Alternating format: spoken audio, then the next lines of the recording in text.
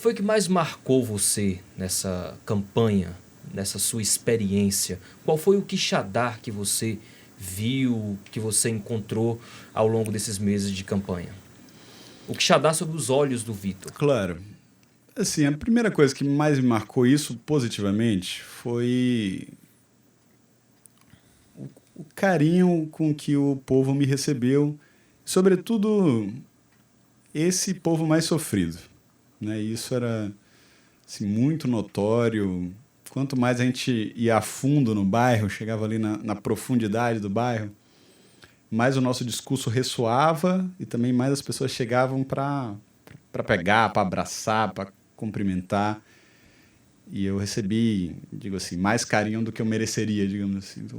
Então isso Esse até me dá uma... Esse calor humano é gostoso demais. E me enche de responsabilidade, porque até as pessoas, inclusive, falam, olha, nós queremos ver mais você aqui, estamos com saudade de você. O processo de campanha também a gente fez muito assim, porta a porta, entrava, tomava um café, parava na esquina, conversava com as pessoas direto, contato direto, para ouvir, para sentir o que as pessoas estão querendo e precisando. Então eu tenho saudade também, nesse sentido da campanha. Acho que foi uma campanha muito calorosa, muito amorosa, e que meio que deixou como uma marca o abraço, né? A gente tem um acervo de foto tão bonito desse contato direto do abraço. Então isso me marcou muito, me deixa saudade e deixa essa sensação positiva, gostosa. Mas algo me marcou... Tem também um elemento assim, que às vezes me surpreendia, embora talvez eu já devesse estar preparado para isso, é que uma parte importante do nosso povo, inclusive setores importantes da classe trabalhadora, estão muito desacreditados com a política. No sentido de que o que interessa é... E aí, o que eu tenho para mim agora? O que você vai me dar aí? Toma lá da cá. Toma lá da cá. Porque meio assim, entende... Claro que a gente tem que entender o que está acontecendo também no coração e na cabeça. Elas pensam assim, não, é tudo igual. Esses daí são os políticos que, quando chegam as eleições, eles vêm para cá, vêm pedir o nosso voto. E aí eu tenho que pedir alguma coisa para mim. Vitor, essa visão clientelista ainda está muito arraigada na sociedade, não é isso? Claro, mas eu digo assim, em parte, porque a política não cumpriu as suas promessas.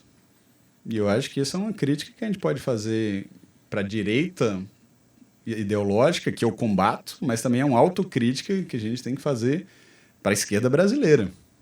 Porque nós prometemos, por exemplo, na reabertura, fazer quase assim um papel do intelectual, né? Nós da esquerda prometemos na reabertura democrática que agora esse país não ia ser mais uma ditadura, ele ia ter uma Constituição, a Constituição ia garantir direitos sociais e as pessoas iriam participar da política e todo mundo ia ser cidadão. Não ser só consumidor, só uma mão de obra para ser explorada, ia ser cidadão, com direito, com voz. E a democracia aconteceu, as pessoas passaram a votar, mas a mudança na vida real, cotidiana das pessoas, não foi tão grande assim. Essas promessas foram cumpridas ao pé da letra. Não conseguimos transformar o Brasil num estado de bem-estar social. Uma boa parte da população continua se vendo à margem da política, sem voz própria, sem capacidade de intervenção. A esquerda brasileira poderia ter feito melhor e pode ainda fazer melhor. E eu acho que justamente uma parte dessa insatisfação, dessa desilusão, tá certo? É o que abre espaço agora para uma direita autoritária que fala abertamente em dar golpe, que quer matar ministro do STF, que quer derrubar presidente eleito. Por que tem um pouco de... Por que isso funciona na sociedade? Porque as pessoas estão descrentes da democracia. E uma parte dos trabalhadores também. A maioria dos trabalhadores não. Quando você vê assim, uma parte dos trabalhadores acredita ainda que a vida pode ser melhor, que a política é uma ferramenta para a gente aumentar o salário mínimo, para a gente reduzir a jornada de trabalho, para a gente ter mais direitos. E os direitos estão vindo. Né? Por exemplo, essa agora, para falar da política nacional, o presidente Lula, o ministro Haddad, um amigo pessoal meu, apresentaram uma coisa importante agora, que é fazer a isenção do imposto de renda até R$5 mil. Porque R$5 mil é trabalhador, gente. Eu tô falando, isso não é renda, isso aí é salário, é o rendimento básico do trabalho, né? Não é alguém que está com lucro, com aluguel, alguma coisa assim, é a pessoa que está trabalhando para viver.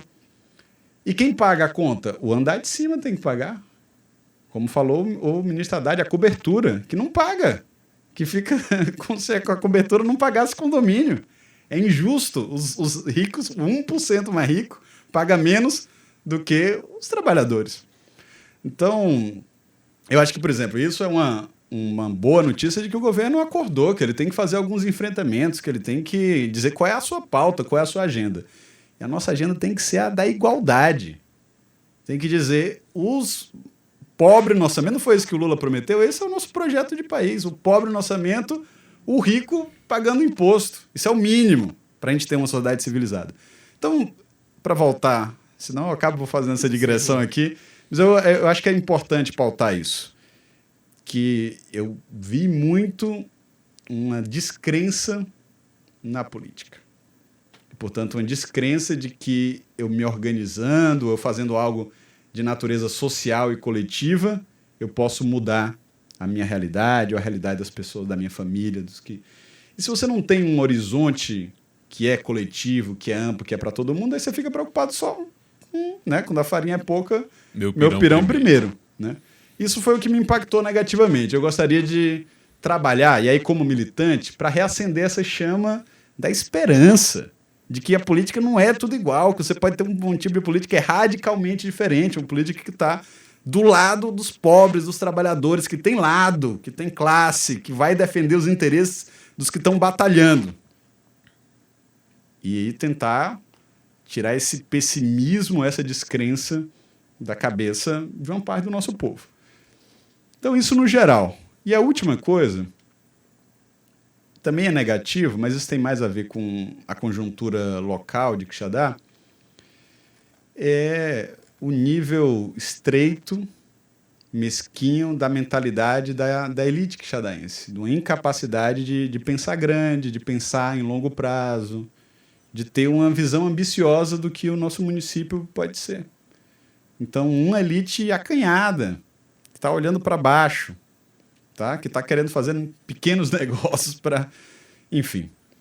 Cadê aquele Quixadá dos anos 2000? Esse as pessoas lembram, inclusive o pessoal de Quixaramubim lembra também, fala, naquele momento as corriam mais para Quixadá. Né? Era o momento que a gente estava pensando, Quixadá como cidade universitária, né? Um investimento da Petrobras, nós vamos dar linha, tá certo? E eu acho que muitas vezes você tem na própria... A nossa elite fala muito de empreendedorismo, mas eu acho que ela tem uma visão um pouco empreendedora.